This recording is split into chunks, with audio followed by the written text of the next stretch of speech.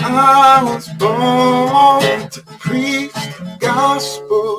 I was born to preach the gospel. I was born to preach the gospel. And I sure do love my job. Yeah. I was born to preach the gospel. I was born to preach the gospel. I'm born to preach the gospel. I sure do love my job. Yeah. Yes, I really love my job. I'm a disciple that makes disciples that makes disciples. Oh, I'm a disciple that makes disciples that makes disciples. I'm a disciple that makes disciples that makes disciples. Yes, I'm a disciple that makes disciples that makes disciples. I'm a disciple that makes disciples that makes disciples. I'm a disciple that makes disciples that makes disciples. Get firmly rooted. So let's get firmly rooted. Let's get firmly rooted. So let's get firmly rooted.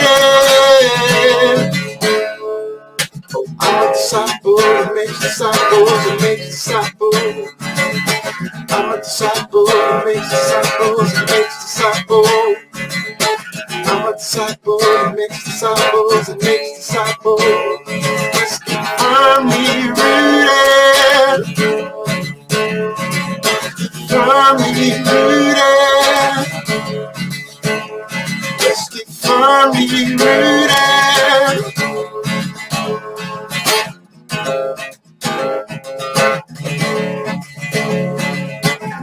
Yeshua, Yeshua, Yeshua, Yeshua, Yeshua, Yeshua. I'm a disciple that makes disciples that makes disciples. We're disciples that make disciples that make disciples. We are disciples that make disciples that make disciples. We are disciples that make disciples that make disciples. Let's get firmly rooted. Firmly rooted.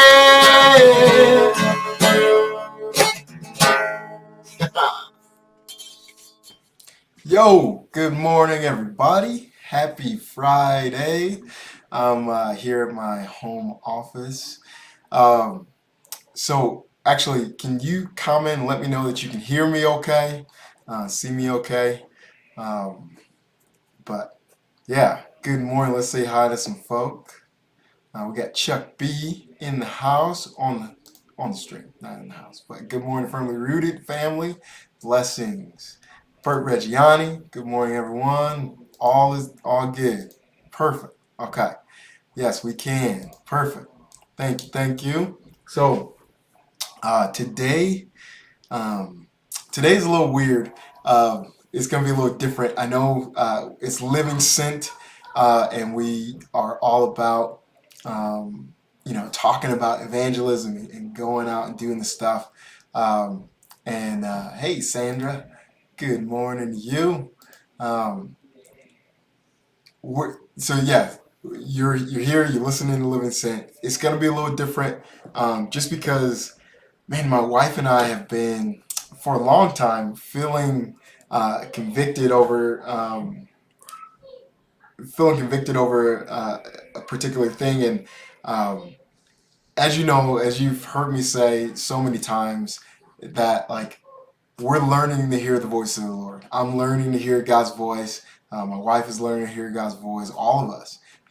That's true for all of us. We're learning to discern and to hear the Lord's voice. And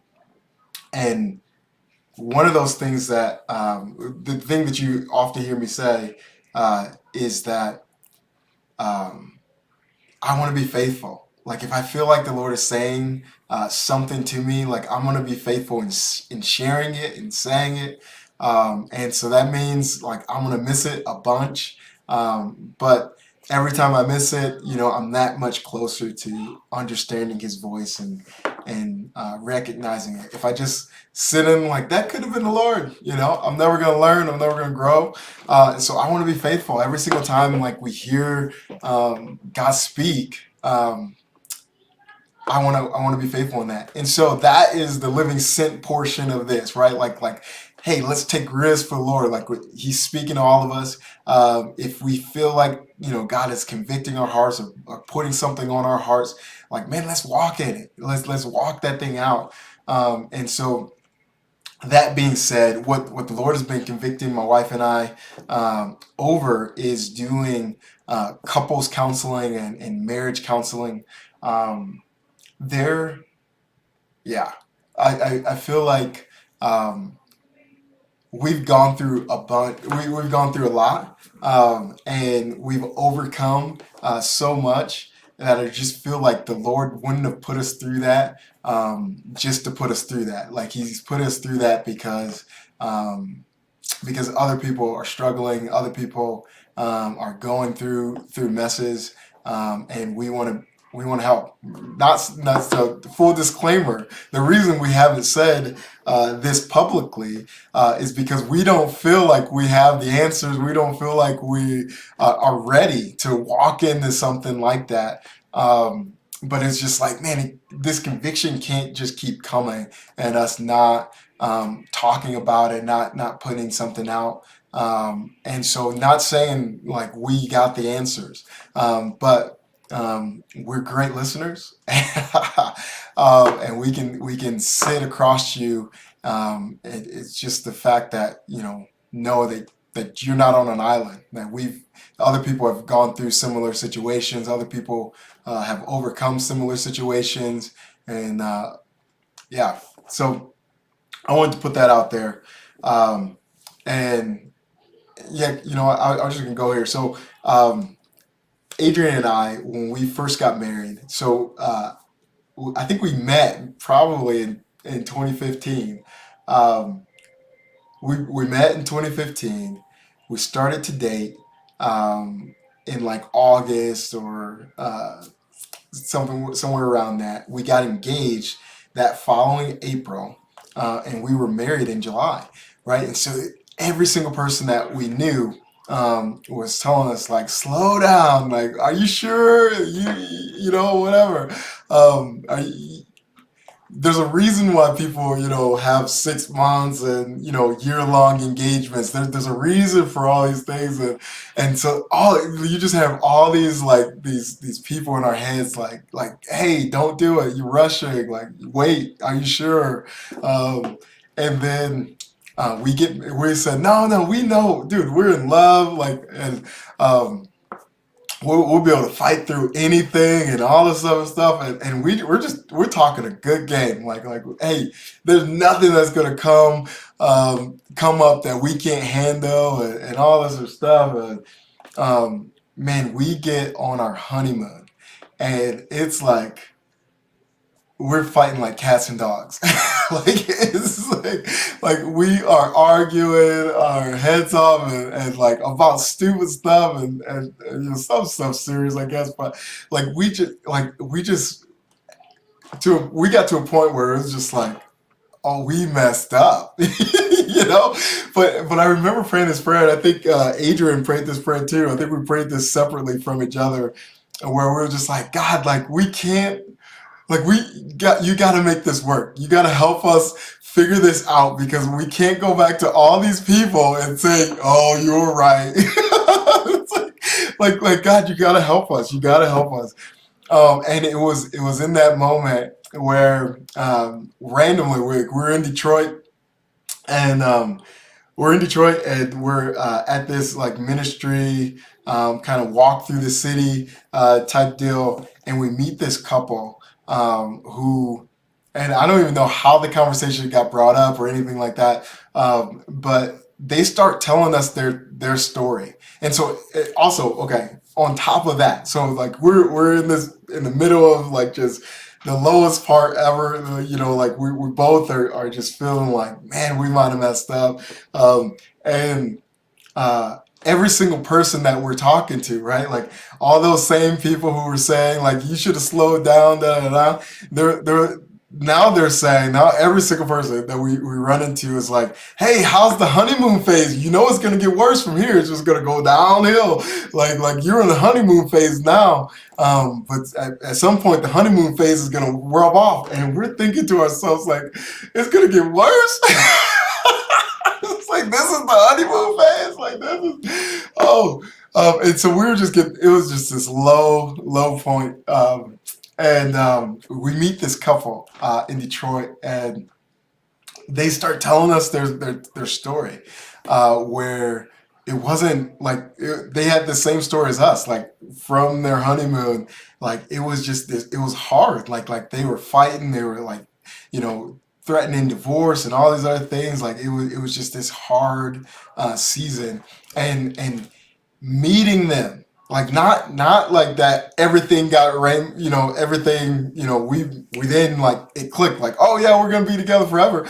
But just meeting them gave us hope. It was just like, okay, that we don't, this is not gonna go downhill. Like there's somebody else that struggled just like we struggled. There's somebody else who started off in a rough patch.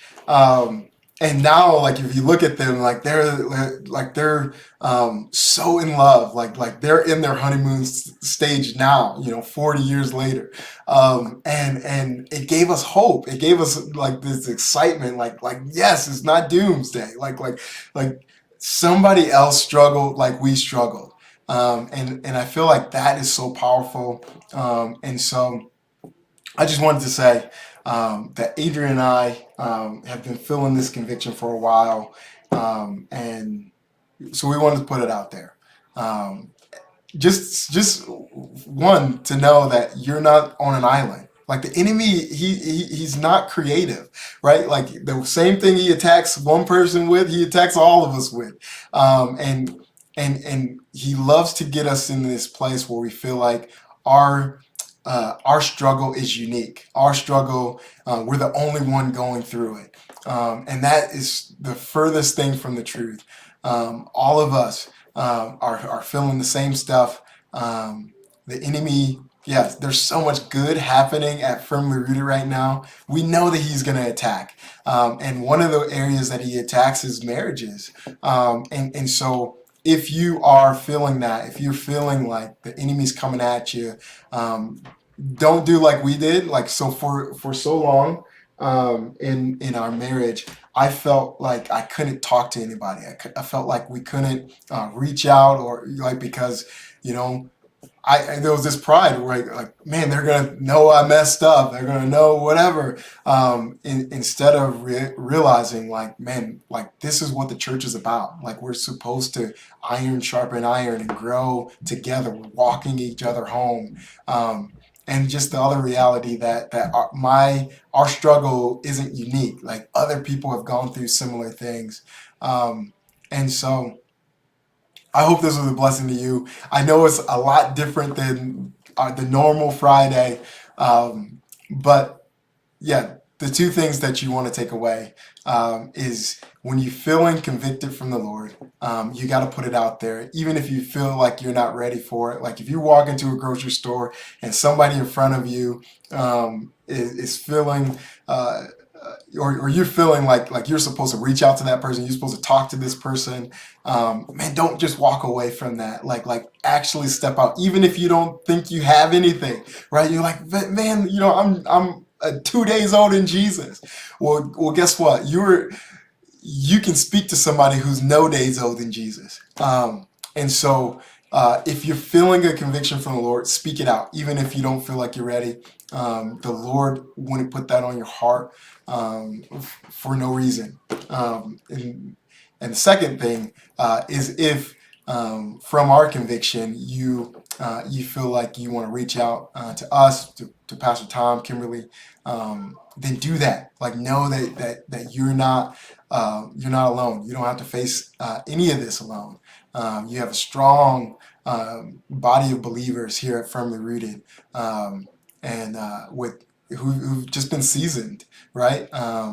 Who've gone through a bunch, and we're all open books, right? Like we will we're not holding anything back, saying like, we want to be transparent. We want to live our lives because what God has told us, what God has brought us through, He'll bring others through. He's no respecters of person, and what our struggles, that God has helped us overcome, can be prophecy for you.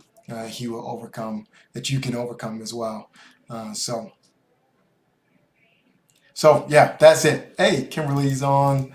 Good morning. Good morning. Eddie, good morning. New ministry, so many people will be blessed. Amen.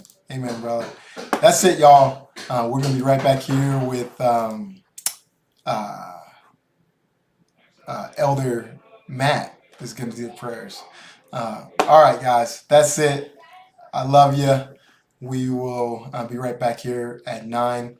Also, I just wanted to say thank you guys so much for stepping up when it comes to like the adopted family, the food pantry, like everything that we've been throwing at you guys. You guys have just responded with the love of Christ, and it's just blowing my mind, and it's so good. It's so good. It's so good to rock with you guys.